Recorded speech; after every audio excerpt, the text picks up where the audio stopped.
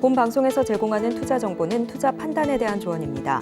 방송에서 제공하는 주식의 가치, 가격 상승 및 하락에 대해서는 방송사에서 보장하지 않습니다. 시청자 여러분 안녕하세요. 오늘을 돌아보고 내일을 준비하는 오늘장 내일장 2부 진행의 백선혜입니다. 장 마감까지 확실한 승부 전략과 내일장 주목할 섹터까지 제시해드리고 있습니다. 오늘도 저희 방송과 함께 하시면서 성공적인 투자 전략 가득 담아 가시기 바랍니다.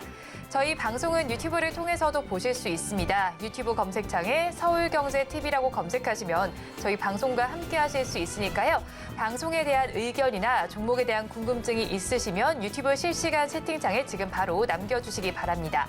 그러면 오늘장 내일장 2부 본격적으로 출발합니다.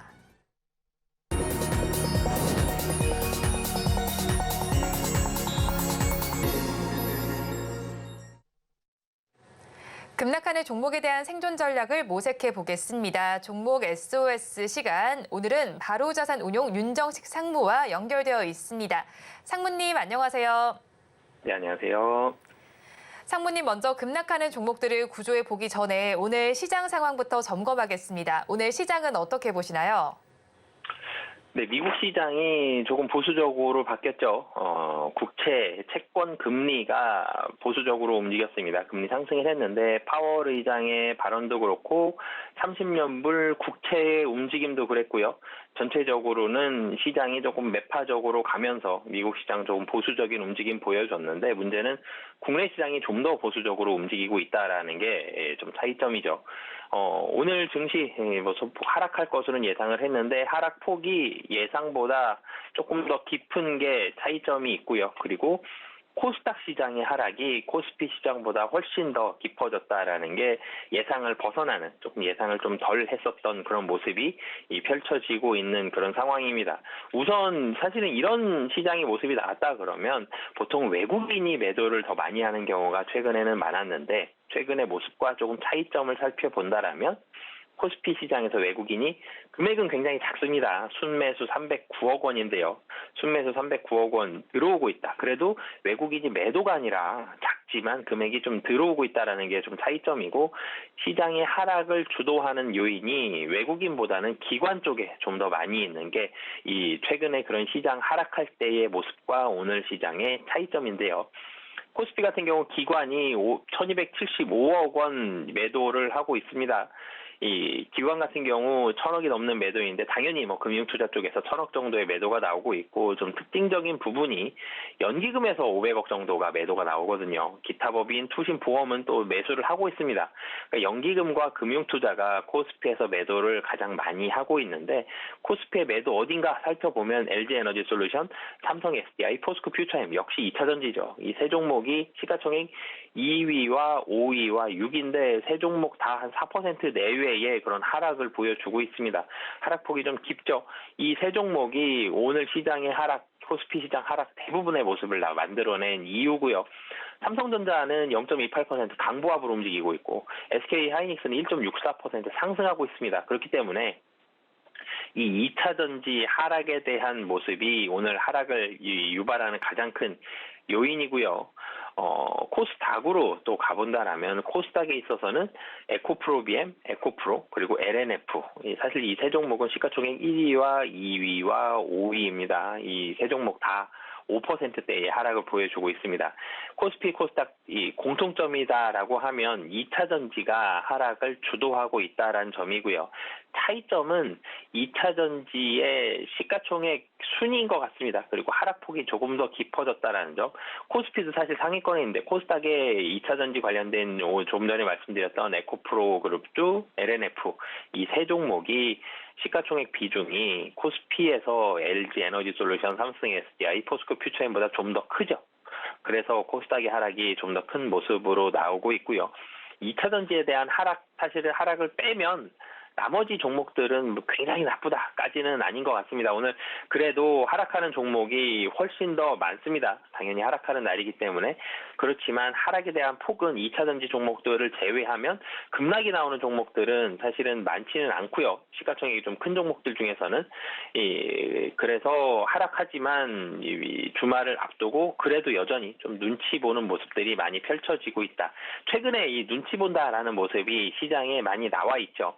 눈치 보는 시장의 가장 첫 번째 특징은 거래 대금이 감소하는 거고요. 그리고 두 번째 특징은 순매수든지 순매도든지 이 순으로 갔을 때 왼쪽이든 오른쪽이든 어느 쪽의 방향을 확실하게 드러내기보다는 방향은 있긴 있지만 그 방향으로 조금만 나아가 있는 게 눈치 보는 장세의 특징인데 오늘도 좀 전에 제가 말씀드렸듯이 외국인이 코스피에서 매수를 하고는 있는데 매수 금액이 좀 작죠. 외국인 지금 플러스 299억 원 순 매수를 하고 있고요. 코스닥도 외국인 기관 다 매도인데 514억 원, 684억 원이 매도 금액이 작습니다. 그래서 이 눈치 보는 이 굉장히 많이 매도하지도 굉장히 많이 매수하지도 않는 눈치 보는 시장의 모습이고 거래 대금도 많이 줄어들었죠. 코스피를 놓고 보면 11월 6일 코스피 폭등했던 날 15조 2천억의 거래 대금이 있었습니다. 이 11월 7일에 12조 원의 거래 대금을 보여줬고요. 11월 8일 7조 6천억, 9일 7조 2천억, 10일 5조, 지금 장마감 30분 남았는데 5조죠.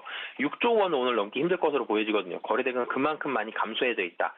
최근에 거래대금이 안 그래도 감소하고 있는 상황 속에서 미국 시장 금리에 대해서 지금 이 파월 의장이 매파적인 발언을 했죠.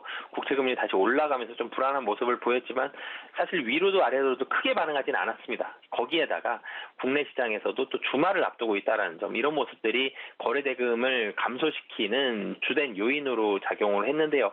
코스닥으로 넘어가도 마찬가지입니다. 11월 6일 11조 3천억이었고요. 11월 7일 11조 5천억입니다. 근데 11월 8일에 8조 3천억, 9일에 7조 6천억, 그리고 오늘 이 5조 7천억인데요. 코스피보다는 코스닥이 거래대금이 좀 더 많긴 하지만 코스닥도 6조 원대의 그런 거래대금이 오늘 거래대금을 나타내면서 시장 마감할 것으로 보여지는데요. 그만큼 미국 시장에서 매파적인 분위기가 나왔지만 굉장히 강한 매파적인 분위기와 이 환율이 하락하고 국채공금리가 급등하고 이런 모습들까지는 아니었거든요. 매파적인 분위기지만 좀 고민을 할 수 있는 분위기였고 국내 시장에서는 그 고민에 대한 분위기가 좀 더 이어졌는데 2차 전지 관련된 종목들의 하락이 깊어지면서 국내 증시가 미국 시장보다 좀 더 약한 모습 오늘 보여주고 있고요. 당분간 지수는 이런 모습들이 좀 많이 나올 것으로 보여집니다. 다음 주에 CPI 발표가 있긴 합니다만 CPI 발표에 따라서 시장이 굉장히 많이 폭등하거나 폭락할 가능성은 좀 낮아 보이거든요.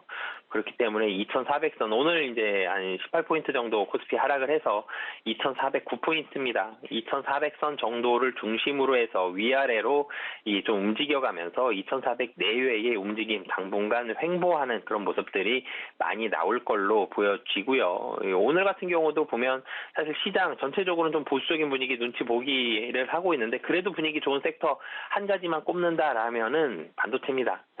삼성전자, SK 하이닉스 상승하고 있고 이스페타시스라든지 그리고 코스닥으로 가면 이런 모습들이 좀 더 많이 펼쳐지는데 오늘 코스닥 거의 대부분의 sek터가 마이너스를 보여주고 있는데 외국인이 IT 하드웨어, 그러니까 장비주들 쪽으로는 순매수를 보여주고 있거든요. 장비주들에 보면 이 반도체 장비주가 반도체에 관련한 종목들이 시가총액 상위 대부분입니다. HPSP, 이오테크닉스, ISC, 동진세미켄, 원익 IPS, 하나마이크론, 주성 엔지니어링까지 1위부터 8위 사이에 7종목이 반도체 장비주들이거든요. 이런 종목들로는 매수세가 들어가고 있다는 점. 그래서 반도체가 어느 정도 좀 중심을 잡아주고 있기 때문에 오늘 시장의 하락, 최근 시장의 하락이 좀 제한적인 모습들은 이런 반도체가 좀 중심을 잡아주고 있는 긍정적인 모습이 있다라고 보시면 되겠고요. 당분간 반도체는 그래도 어느 정도 좀 긍정적인 모습들은 이어질 것으로 보이나 그 외의 섹터들은 대체적으로 좀 보수적인 움직임들이 횡보하는 모습들이 당분간 나타날 가능성은 좀 높다라고 보시면 되겠습니다. 네, 양대 시장 모두 하락세가 나타나고 있고요. 반도체 섹터를 제외한 나머지 섹터에는 보수적인 의견을 주셨습니다. 오늘 우리 시장 내림세를 보이는 가운데 더욱더 급락하는 종목들이 있습니다. 2시 30분 기준 급락주들 화면을 통해서 확인해 보겠습니다.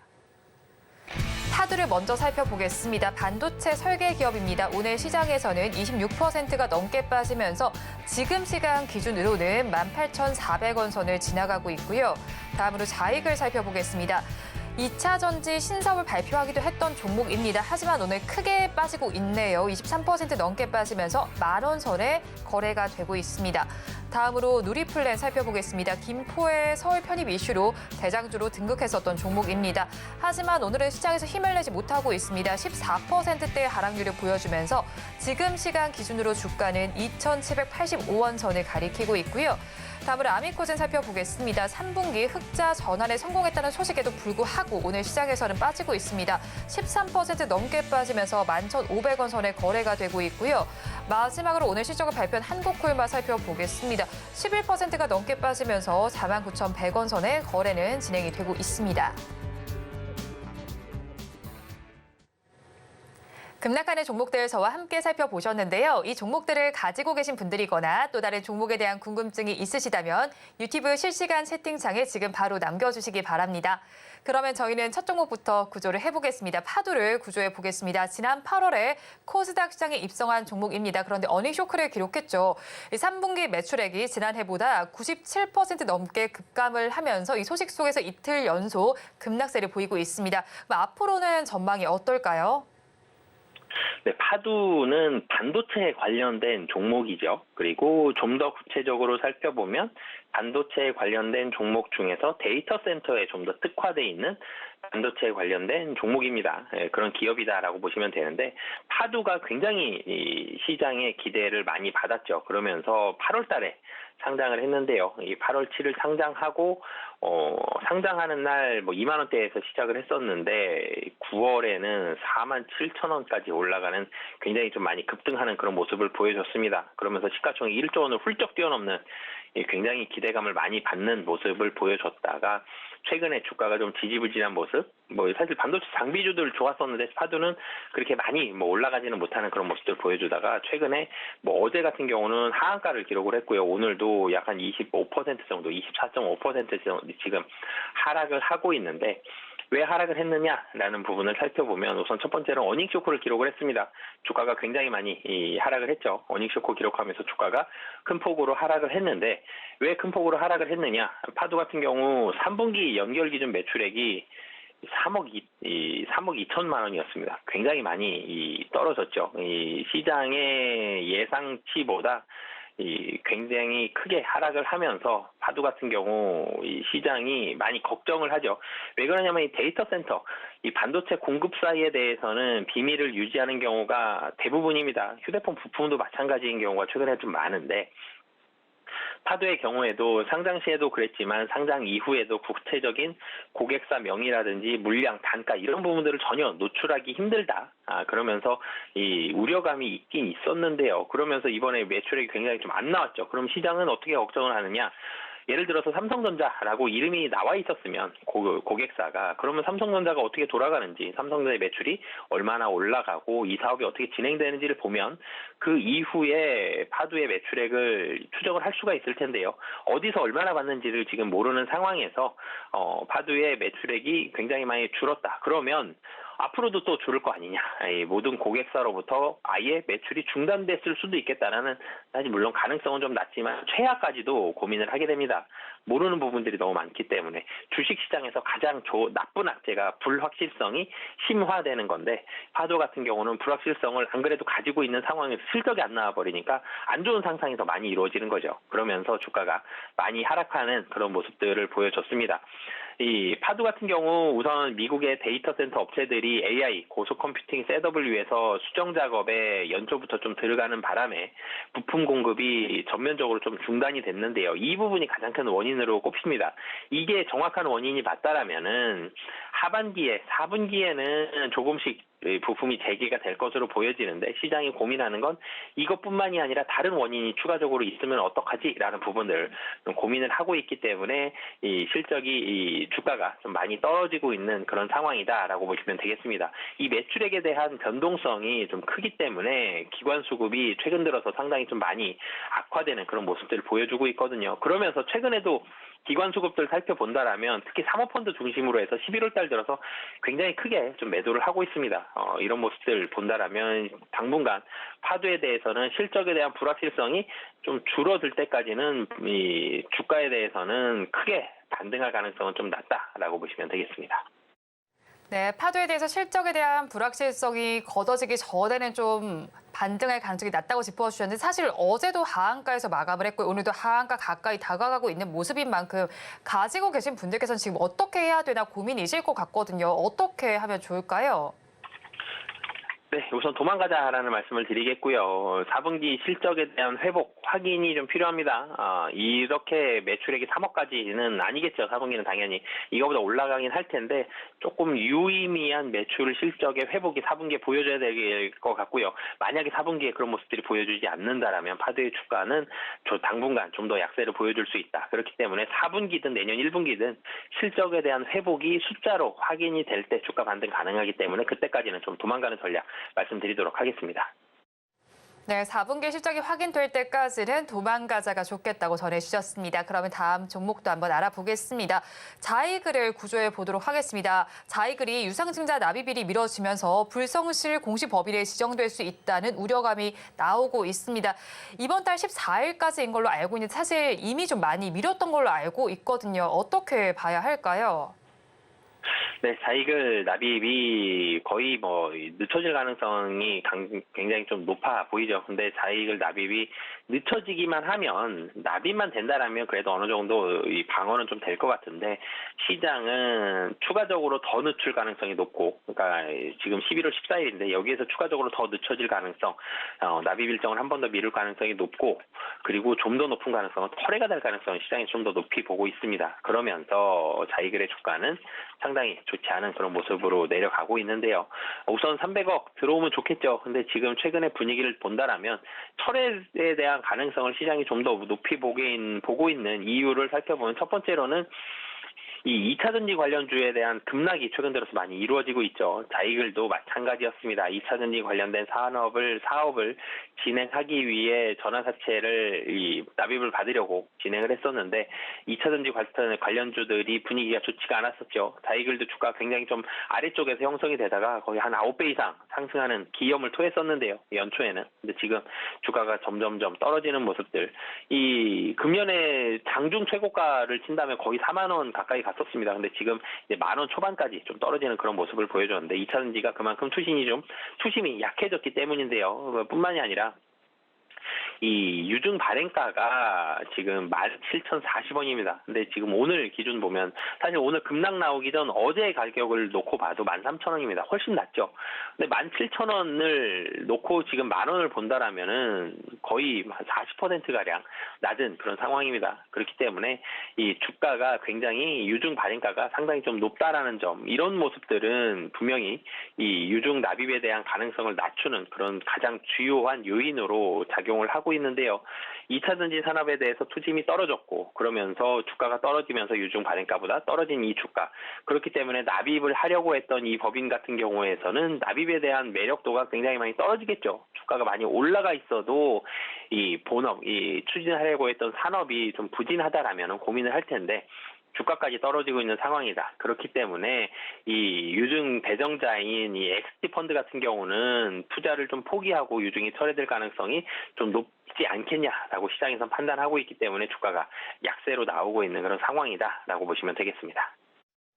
네, 주가가 약세로 나타나는 상황에 대해서 잘 정리해서 말씀을 해주셨는데 사실 자이글 차트로만 살펴봐도 변동성이 나타나긴 하지만 일봉상으로 봤을 때 우하향 기조를 그리다가 지금 더욱더 큰 급락이 나오고 있는 만큼 가지고 계신 분들께서는 지금이라도 정리를 해야 되나 고민이 있으실 것 같아요. 어떤 대응 전략이 좋을까요? 네, 우선 도망가자라는 말씀을 드리겠는데요. 두 가지 이유입니다. 첫 번째로는 신사업에 대한 불확실성이 펼쳐지고 있죠. 자이글이 주가가 많이 올라갔었던 이유는 신사업에 대한 기대감이었습니다. 근데 이 신사업이 불발될 가능성이 매우 좀 높아 보이죠. 그러면서 주가가 그럼 다시 원래 자리로 좀 회귀할 가능성이 있고요. 또 한 가지는 이 유상증자가 철회가 된다라면 벌점도 맞을 수 있습니다. 벌점 가능성 상당히 좀 높다라는 점. 그렇기 때문에 벌점과 신사업에 대한 우려감 남아있고 주가도 시장도 굉장히 좀 부정적으로 바라보고 있다는 점, 이런 부분들 바라봤을 때 좀 도망가는 전략 말씀드리도록 하겠습니다. 네, 자이글에 대해서 벌점과 신사 모려감이 있는 만큼 도망가자 전략이 좋겠다고 제시를 해주셨습니다. 그러면 저희 마지막 종목도 구조를 해보겠습니다. 한국콜마를 구조를 해보겠습니다. 오늘 실적을 발표했습니다. 사실 지난해와 비교했을 때 늘어나기는 했지만 시장에 높아져 있는 눈높이를 맞추기는 역부족인 것 같습니다. 화장품 섹터도 전반적으로 약세를 보이고 있는데 이 종목은 저희 어떻게 봐야 할까요? 네, 사실 시장의 컨센서스가 굉장히 좀 많이 올라가 있었다라는 부분이 한국콜마의 오늘 주가 좀 급락을 이루는 가장 큰 요인으로 작용을 했습니다. 장중에 한 15%까지 떨어졌는데 지금 살짝 좀 회복하는 그런 모습을 보여주고 있거든요. 그냥 전년 동기 대비로 봤을 때는 좋습니다. 3분기 영업이익이 전년 동기 대비 71.51% 성장한 310억을 기록을 했고요. 그리고 매출액은 전년 동기 대비 9.05% 상승한 5,164억, 당기순이익은 약 한 203% 증가한 198억인데요. 굉장히 좋은 수치 아닌가라는 생각이 들 수 있지만 시장 컨센서스는 이거보다 훨씬 높았습니다. 매출액 같은 경우 시장 컨센서스보다 소폭 하회한 정도였지만 영업이익 같은 경우 시장은 400억 정도를 예상을 했었거든요. 400억이 좀 안 되더라도 거의 400억에 가까운 그런 수준들을 증권사들 많이 예상을 했었는데 뚜껑 열어봤더니 물론 전년 동기 대비해서 71% 성장한 건 좋지만 310억으로 컨센서스보다 굉장히 좀 많이 하회하는 모습이죠. 그렇기 때문에 주가가 좀 하락하는 그런 모습이 나오고 있고요.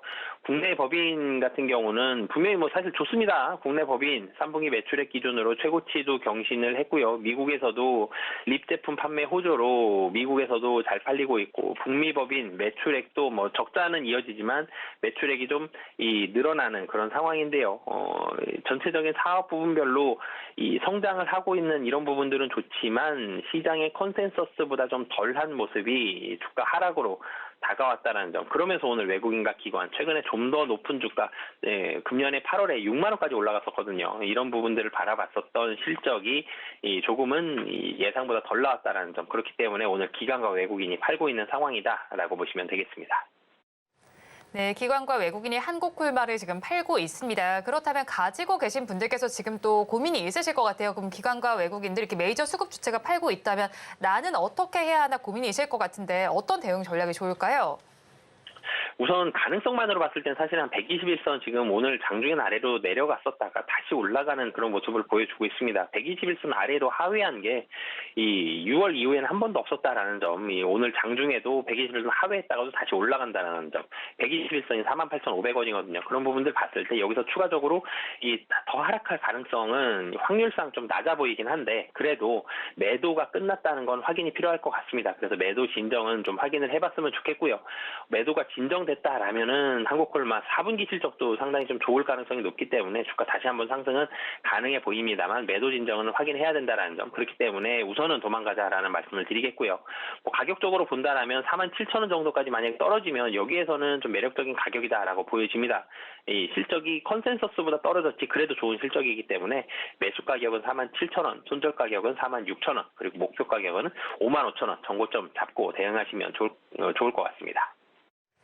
네, 한국콜마도 매도 진정이 필요한 만큼 지금 당장은 도망가자 전략을 주셨는데 다시 접근을 하신다면 매수하시는 가격은 47,000원대, 또 손절 라인은 46,000원, 목표 주가 55,000원 잡아주셨습니다. 지금까지 바로자산운용 윤정식 상무와 함께했습니다. 오늘 연결도 고맙습니다. 네, 감사합니다.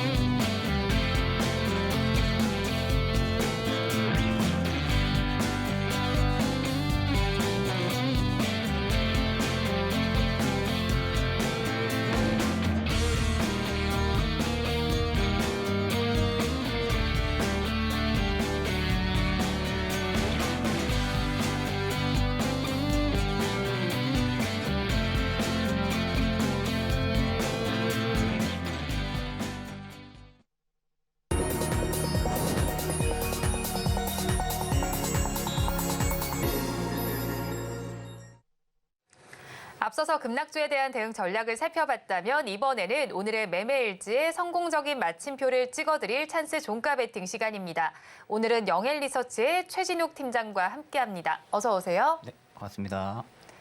네, 먼저 팀장님과 이 시간에 짚어드렸던 종목 리뷰를 부탁을 드리도록 하겠습니다. 지난주에 공략을 해주신 종목입니다. 꿈비는 지금 0.83%의 강세가 나타나고 있습니다. 수익률이 이 정도 나오고 있는데 그때 말씀을 해주실 때도 한 12월까지 본다라고 말씀을 해주셨어요. 네네네. 계속 가져가 봐야겠죠. 네, 여전히 이제 박스권 하단에서 계속 유지가 되고 있는 모습들이다 보니까 지금 수급적인 면이 이제 다소 안 살아나고 있는 부분들 때문에 주가의 좀 변동성 자체가 좀 크지가 않은 모습입니다. 오히려 이럴 때가 지금 이제 주요 이제 외국인이나 기관들의 좀 매집력이 또 들어와 줄 수가 있는 상황이고 일단 12월 연말 뭐 산타레일이라든지 크리스마스 재료까지도 일단 남아있는 상황이다 보니까 추가적인 좀 저출산 관련 정책과 크리스마스 재료까지 좀 더해진다고 하게 되면은 저는 12월 한 초중순까지는 충분히 계속 들고 가보셔도 나쁘지 않을 거라고 보고 있습니다. 네, 12월 초중순까지 가져가 봐도 좋겠다는 의견이셨고요. 그럼 저출산 예산이 증가하는 추세 속에서 이제 이 종목 말고도 관련 수익도 있잖아요. 네네. 그 종목들도 똑같이 12월 초중순까지 바라봐도 괜찮을까요? 그렇죠. 이제 조금 우리가 점유를 둬야 되는 부분들이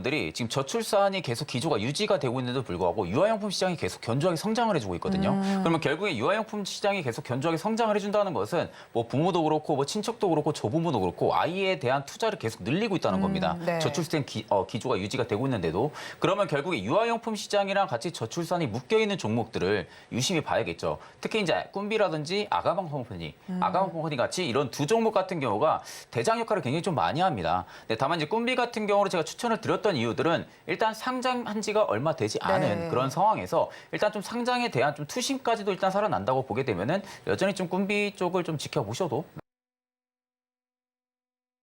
한번 보시면 좋겠다는 의견이셨고요. 또 지난달 20일에 공략을 해주신 비올의 경우에는 25%대 수익률이 나오고 있고 또 9월 20일에 공략을 해주신 클래시스도 지금 11%대 수익률이 나오고 있습니다. 두 네네. 종목 모두 미용 의료기기 쪽인데 네네. 이 종목들 각각 리뷰 어떻게 해주실까요? 그러니까 실질적으로 미용 의료기기 같은 경우 저는 꾸준히 들고 가보셔도 나쁘지 않을 거라고 생각을 하고 있거든요. 뭐 시장이 어느 정도 침체기에도 불구하고 실적을 굉장히 잘 내고 네. 있습니다. 그 말은 지금 이제 주요 국가들의 수출력이 계속 증대가 되고 있다는 부분들이고 뭐 비올도 마찬가지고 클래시스도 마찬가지고 최근에 또 신제품까지도 출시를 하면서 비올은 또 내년에 두 제품의 신제품까지도 출시를 합니다. 그럼 앞으로 신제품에 대한 효과 부분들에 따라 가지고 수출량이 조금 더 증가를 해줄 가능성은 저는 좀 높다고 보고요.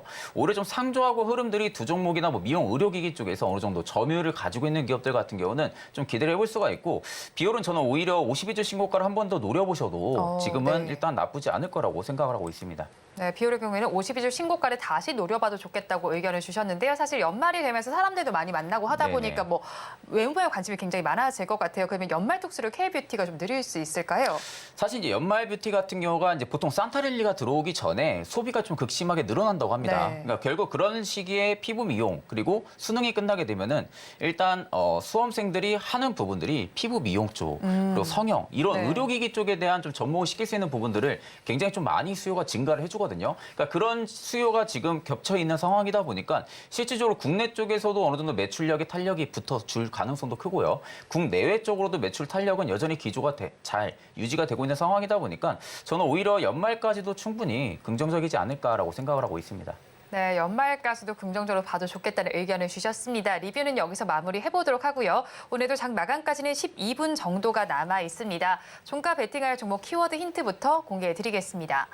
이 4분기까지 수출 모멘텀이 유효하다고 짚어주셨는데 그럼 4분기까지 뭔가 확정이 되어 있는 듯한 느낌이거든요. 맞나요?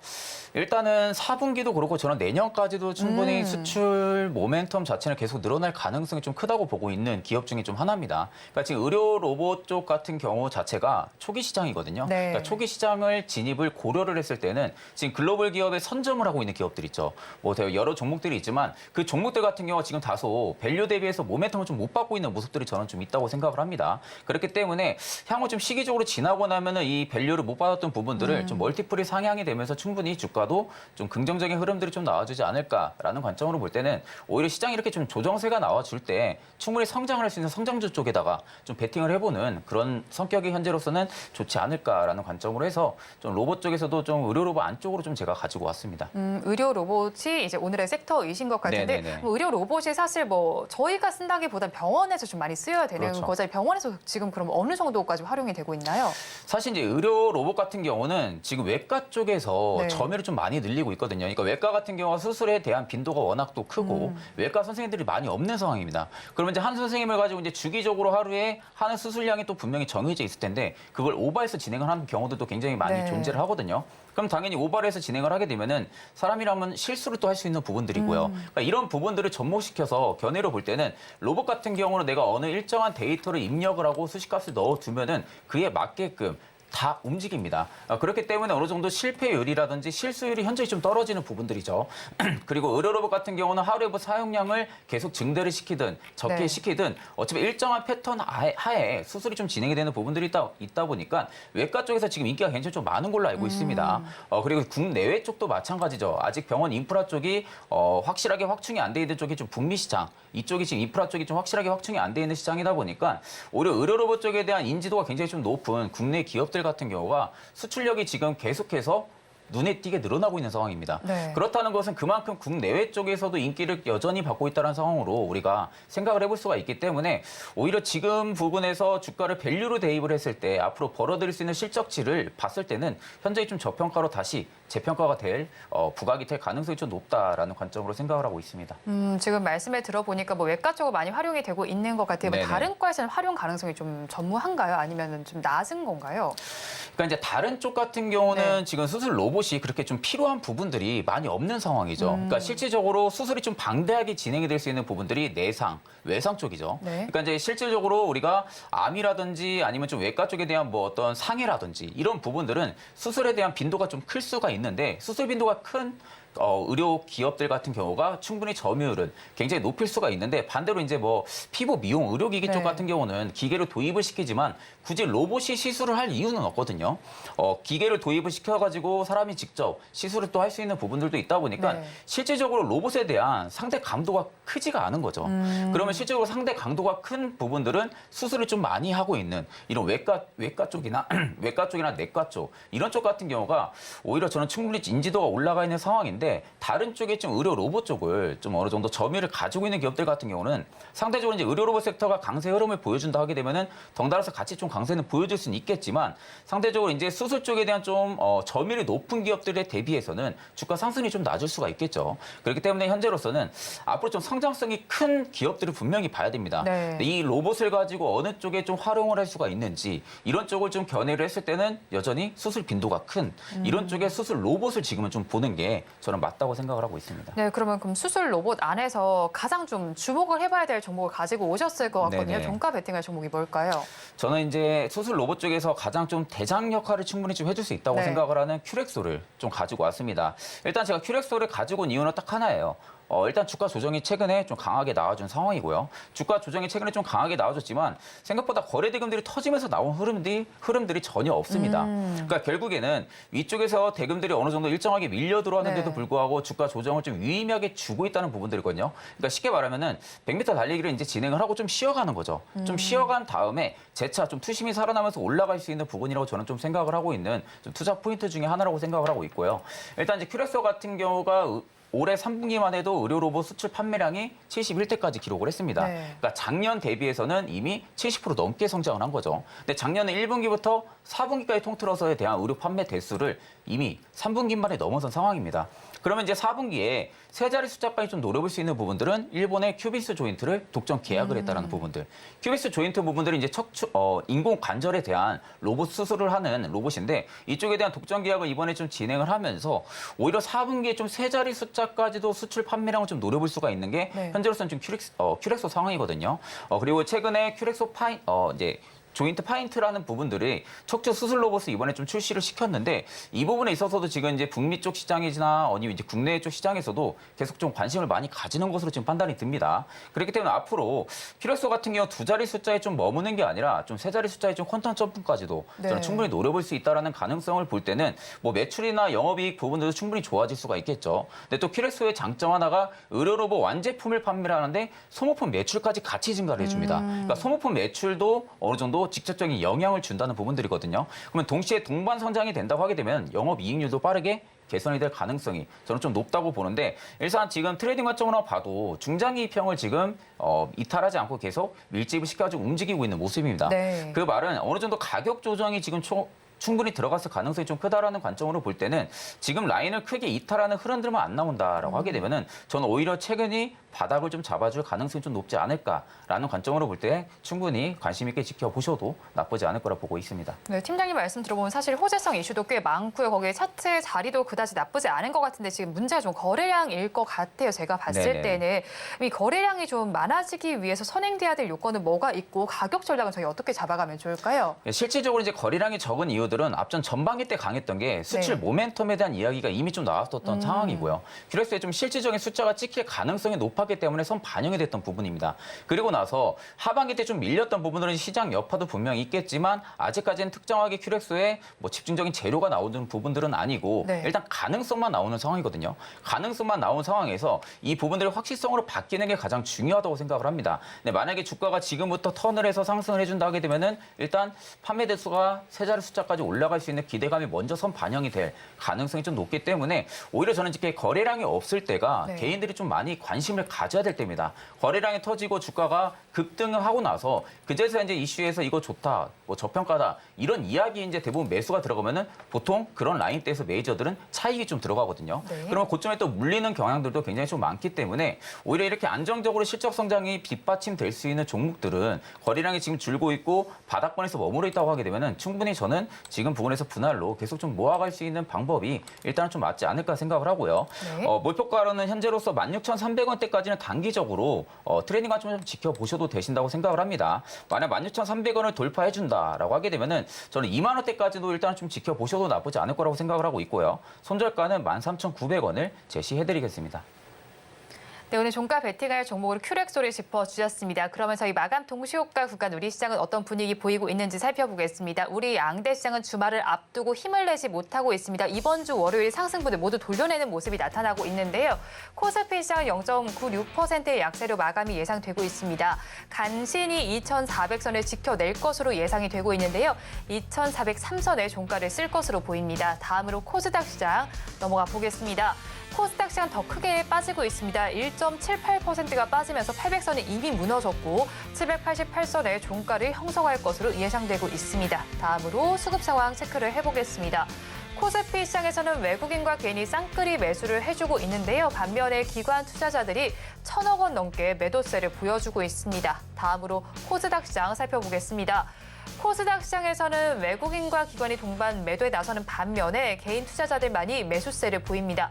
외국인은 300억 원대 그리고 기관은 600억 원대를 팔아내고 있는데요. 개인 투자자들만이 1,000억 원 넘게 사고 있습니다. 오늘 시장 상황 팀장님께서는 어떻게 보셨나요? 사실 지금 시장은 공매도 금지 효과가 좀 들어와주고 나서 많은 분들이 좀 기대를 또 많이 하셨을 거예요. 네. 어느 정도 시장이 좀 상방으로 좀 들어설 것이다 라는 이야기가 좀 많은 분들이 생각을 하셨을 텐데 사실 공매도 금지 효과라는 부분들이 좀 무제한으로 좀 슈퍼버링을 할 수 있는 부분들이 아니거든요. 그럼 일정하게 대차 잔고가 좀 많이 쌓여있는 종목들은 물론 지금 공매도가 금지가 돼 있다 보니까 결국 스코버가 어느 순간에 계속 좀 들어와 줄 수는 있겠지만 이게 반대로 생각하면은 시장에는 오히려 올릴 수 있을 만한 재료를 저는 더 다운 시킬 가능성이 좀 높지 않을까 생각을 합니다.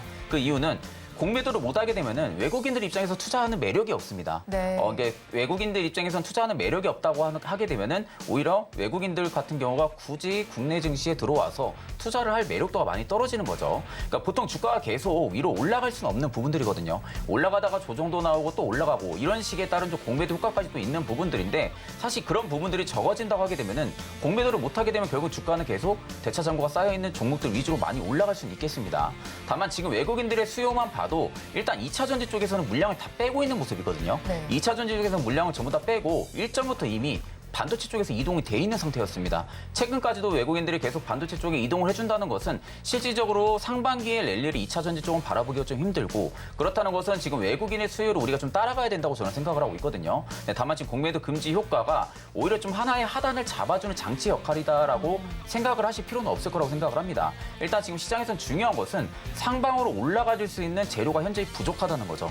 거기에 공매도 금지 효과까지 이번에 접목이 돼 있다 보니까 일정하게 이제 뭐 공매도 대차 잔고가 높은 높은 종목들이 시가총액 상위 레벨이 지금 있는 종목들이다 보니까 어느 정도 증시에는 충격이 덜할 수는 있겠죠. 증시 충격은 덜할 수 있지만 상대적으로 증시가 올라가야 내 종목도 같이 올라가는 겁니다. 네. 그런 관점으로 볼 때는 여전히 공매도 금지 효과에 너무 목숨을 걸고 이렇게 되어 있는데 우리가 대차장고 쪽에 좀 많은 종목들을 노려야겠다라고 하게 되면은 모든 분들이 다 그렇게 생각을 하거든요. 네. 외국인도 마찬가지입니다. 그렇기 때문에 그런 종목들은 조금씩 유의하실 필요 있다라고 생각을 합니다. 네, 공매도 금지 효과는 사실 월요일만 누리지 않았나 싶습니다. 그래서 하방을 잡아줄 것이다라는 것도 사실 기대감으로 자리 잡고 있는 것 같고요. 오늘도 시장은 주말을 앞두고 파란불을 켜고 있습니다. 마감 동시효과 구간 함께 하셨습니다.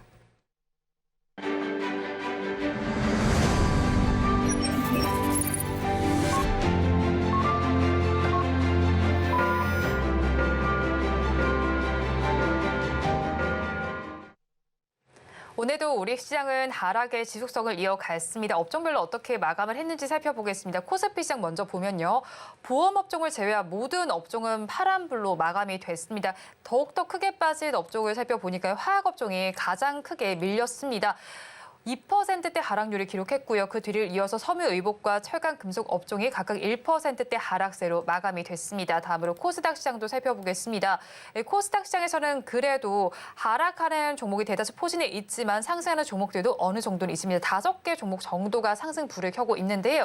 통신 서비스 업종이 1%대로 상승 마감을 했고요. 그 뒤를 이은 업종은 통신 방송 서비스 업종입니다. 1.02%의 강세로 마감이 됐고 방송 서비스 업종은 0.56%의 상승률로 마감이 됐습니다. 오늘 시장 조금 아쉽게 마무리가 됐지만 저희 다음 주에 대한 전략도 짜봐야겠죠. 오늘장 내일장 전문가님들께 여쭤봤습니다. 화면으로 확인해 보시죠.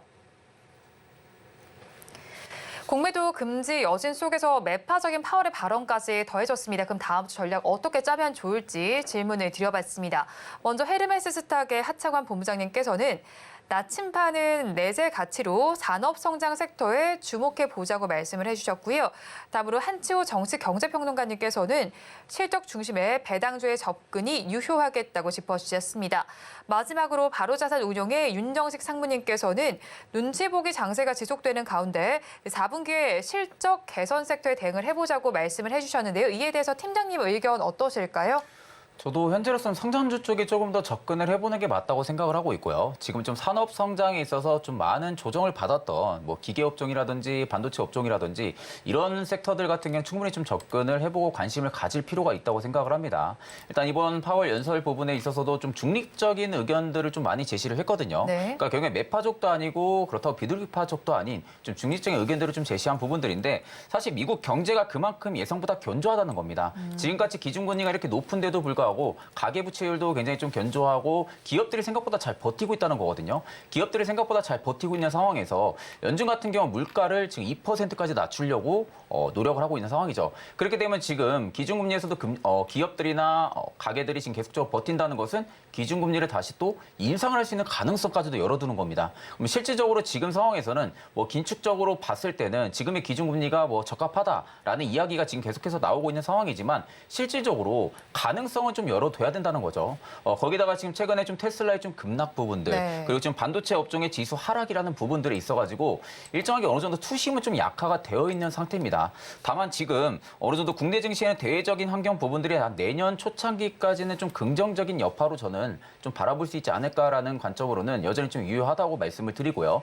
그중에서도 이제 외국인들의 수급을 앞전에서도 말씀드렸다시피 우리가 집중적으로 좀 따라가야 됩니다. 앞전에 예전에도 기준금리가 동결 기간에도 외국인의 순매수 섹터 상위 10위와 지금의 섹터 상위 10위가 거의 비슷하거든요. 그렇다는 것은 지금 외국인의 수급이 좀 줄어드는 것처럼 보여도 다른 쪽, 성장주 쪽으로 좀 많이 이동을 해주고 있다는 겁니다. 네. 그러니까 그런 쪽으로 좀 외국인에 따라서 어떻게 좀 성장주 쪽의 업종 밸류를 좀 맞춰야지 지금은 이에 단기 테마로 좀 움직이고 있는 종목들이라든지 아니면 좀 상반기 때 랠리가 좀 강했던 2차 전지 쪽이라든지 이런 쪽을 조금 더 반등을 노려보기보다는 오히려 좀 반도체 업종 같은 경우가 지금 증시는 생각보다 안 좋은데도 불구하고 최근에 반도체 업종들의 랠리가 좀 잘 나오고 있습니다. 그 말은 지금 밑에서 기관이라든지 외국인들의 수요가 계속 끌어주고 있다는 부분들이거든요. 산업에 대한 성장성 부분들을 부각을 시켜주고 있는 상황이다 보니까 현 상황에서는 오히려 뭐 반도체라든지 조선, 기계 이런 쪽에 조금 더 저는 좀 접근을 해보고 집중을 해볼 필요성이 좀 있다고 생각을 하고 있습니다. 네, 지금 섹터도 좀 짚어주셨는데 그러면 외국인들의 수급에 좀 따라가면서 저희 투자 전략을 세워봐야 될까요? 그렇죠. 지금 상황에서는 기관들이 최근에 순매수세가 들어왔다고 해서 시장을 뭐 일으키는 부분들은 없었거든요. 네. 근데 최근에 집계 부분들을 보면은 외국인이 항상 들어올 때는 시장이 좀 강하게 올라갔었습니다. 그러니까 그만큼 지금 시장의 키는 외국인이 잡고 있다라는 부분들이고, 그렇다는 것은 지금 뭐 기관의 누적 매수량도 중요하긴 하겠지만 실질적으로 이제 외국인의 매집력이 지금 나타나고 있는 종목들에 저는 충분히 긍정적으로 바라봐야 된다고 생각을 하고 있거든요. 결국은 외국인도 똑같습니다. 개인들하고 수익을 보기 위해서 매수를 진행을 하는 거지 손실을 보려고 매수를 진행하는 부분들은 네. 아니거든요. 그렇다는 것은 최근 시장에서 관심을 받고 있는 종목들에 접근을 해야 되는 상황입니다. 뭐 거래대금들이 많이 축소가 되어 있는 섹터들 같은 경우 이런 섹터들은 언제 또 어떻게 튈지 모르기 때문에 좀 그런 종목들은 오히려 기회비용을 좀 날릴 수도 있는 상황이고, 일단은 시장의 조정이 강하게 나온 상황에서 뭐 뚜렷한 업종들, 뭐 몇 개의 업종만 떨어진 게 아니라 전체적인 업종들이 많이 떨어졌거든요. 근데 이런 상황에서도 실적을 내는 기업들은 분명히 있습니다. 네. 실적을 내는 기업들은 분명히 있고, 반도체 쪽에서도 지금 유력하게 상승이 나올 수 있는 게 HBM 쪽이죠. HBM 쪽 같은 경우는 저는 꾸준하게 관심을 좀 체크를 해볼 필요성이 있다라고 생각을 합니다. 특히 대표적으로 한미반도체를 좀 예를 들을 수가 있는데, 네. 한미반도체가 지금 SK향에 지금 물량을 지금 납품을 하고 있죠. 그리고 삼성전자 같은 경우 이오테크니스가 지금 물량을 납품을 합니다. 근데 한미반도체 같은 경우는 TC 본딩 같은 경우가 점유율이 너무 좋고 지금 기술성도 굉장히 좋거든요. 네. 그러다 보면 결국에는 삼성전자의 물량까지 따올 수가 있는 겁니다. 한미반도체가. 그러면 지금 한미반도체가 최근에 좀 고점 구간에서 계속 위로 올라가지고 있다 보니까 좀 매수하기 부담스러운 가격일 수도 있겠지만, 일단 성장성이 계속 나와주고 있는 상황이다 보니 어느 정도 저는 좀 조정이 나올 때는 반도체 쪽은 HBM 쪽을 조금 집중을 해볼 필요성이 있다고 생각을 하고 있고, 또 자동차 쪽도 계속 집중을 해야 됩니다. 현대라든지 기아 같은 경우 실적이 생각보다 잘 나와요. 네. 실적이 잘 나오는데도 불구하고 주가는 퍼포먼스가 전혀 없었습니다. 그렇다는 것은 오히려 자동차 업종들 같은 경우도 충분히 관심 있게 좀 지켜보셔도 현재 시점에서는 좀 가능하지 않을까 그렇게 생각을 하고 있습니다. 그럼 지금 말씀해주신 섹터 내에서 저희가 다음 주에 좀 주목을 해봐도 괜찮을까요? 일단 다음 주를 딱 놓고 봤을 때, 그러니까 네. 이제 중장기적으로 보면 그쪽이 맞지만 다음 주만 딱 놓고 볼 때는 일단은 지금 시장에서 테마가 살아있는 종목들에 접근을 해야겠죠. 그러면 저는 일단 지금은 빈대 쪽을 조금 더 네. 접근을 해볼 필요성이 좀 좋지 않을까라고 생각을 합니다. 일단 지금 다음 주 중에 빈대 집중 방제 기간에 미국 계열의 살충제를 이번에 긴급 승인 사용을 네. 하기로 했거든요. 그러니까 결국 그 말은 빈대가 지금 국내 살충제로 잡히지가 않는다는 네. 겁니다. 국내로 살충제가 잡히지가 않은데 국내 쪽에 살충제를 보는 이유는 빈대 같은 경우는 국내에선 굉장히 좀 낯설거든요. 국내에선 낯선 벌레인데 외국 쪽에서는 흔하게 나오는 벌레라고 합니다. 네. 그럼 그만큼 외국 쪽에 대한 내성이 일단 없을 가능성이 좀 높다라는 관점으로 볼 때 긴급 사용을 이번에 좀 승인을 한 것으로 판단이 들고, 일단 12월 초까지는 저는 테마가 일단 좀 사이클이 돌아줄 가능성이 좀 있지 않을까 생각을 합니다. 일단 긴급 사용으로 살충제가 뿌려진다고 해도 그게 바로 확산세가 줄어드는 부분들도 아니다 보니까 오히려 계속적으로 테마가 살아있는 한은 오히려 좀 테마 안에 속해 있는 기업들 같은 경우는 충분하게 주가가 펌핑이 나올 가능성이 좀 높다고 보고 있습니다. 그러니까 보통 지금 빈대 쪽 테마주들의 종목을 보면은 대부분 네. 다 똑같이 움직여요. 대부분 다 똑같이 움직이는 상황에서 최근에 또 조정이 한번 강하게 나왔습니다. 그리고 오늘 같은 경우도 경남제약이 지금 양봉으로 일단 마무리를 해줬는데 네. 이런 종목들 눌림목이 좀 나온 상황에서는 충분히 트레이딩 관점으로 좀 접근이 유효하다. 그렇기 때문에 여전히 지금은 빈대 쪽이 조금 더 단기적으로 좀 슈팅이 나올 가능성이 높고, 중장기적으로는 앞전에 말씀드렸다시피 기계업종이나 건설업종, 전방산업 섹터들을 좀 지켜보시는 게 맞다고 생각을 하고 있습니다. 네, 다음 주만 놓고 본다면 빈대와 살충제 쪽을 바라보시고요. 중장기적으로 반도체와 자동차 쪽도 함께 바라보시면 좋겠다는 의견을 주셨습니다. 지금까지 영앤리서치의 최진욱 팀장과 함께했습니다. 오늘 말씀 고맙습니다. 네, 감사합니다. 오늘장 내일장 2부에서 전해드린 내용도 정리해서 보여드리겠습니다. 화면으로 확인해 보시죠. 오늘장 내일장 2부의 핵심입니다. 오늘 종목 SOS 시간에는 파두와 자이글 그리고 한국콜마를 구조해 드렸습니다. 세 종목 모두에는 도망가자 의견을 주셨고요. 그중에서 한국콜마에 대해서는 매도세가 진정된 이후에 재접근을 고려해봐도 좋겠다고 짚어주셨습니다. 다음으로 오늘 종가 베팅할 종목으로는 큐렉소를 공략해 주셨습니다. 수술 로봇과 관련된 종목인데 로봇세가 임박해오고 있습니다. 그런 만큼 수술 로봇에서 대장 주격인 큐렉소를 바라보시면 좋겠다는 의견을 주셨습니다. 마지막으로 다음 주 시장 승부수로는 테마가 지금 살아있는 쪽을 보면 좋겠다고 말씀을 전해주셨는데요. 빈대와 살충제 테마를 살펴보시고 중장기적으로 보실 때는 반도체와 자동차 섹터까지 함께 관심을 가져보시면 좋겠다는 의견을 주셨습니다. 본 방송에서 제공하는 정보는 투자 판단에 대한 조언일 뿐 해당 주식의 가치와 수익률을 보장하지는 않습니다. 아울러 서울경제TV와 서울경제신문은 당사의 브랜드입니다. 최근 당사를 사측하는 피해 사례가 늘어나는 만큼 각별히 주의해 주시기 바랍니다. 오늘장 내일장 2부에서 준비한 순서는 여기까지입니다. 주말 잘 보내시고요. 저희는 다음 주 월요일 이 시간에 다시 찾아뵙겠습니다. 오늘도 함께해 주신 여러분 고맙습니다.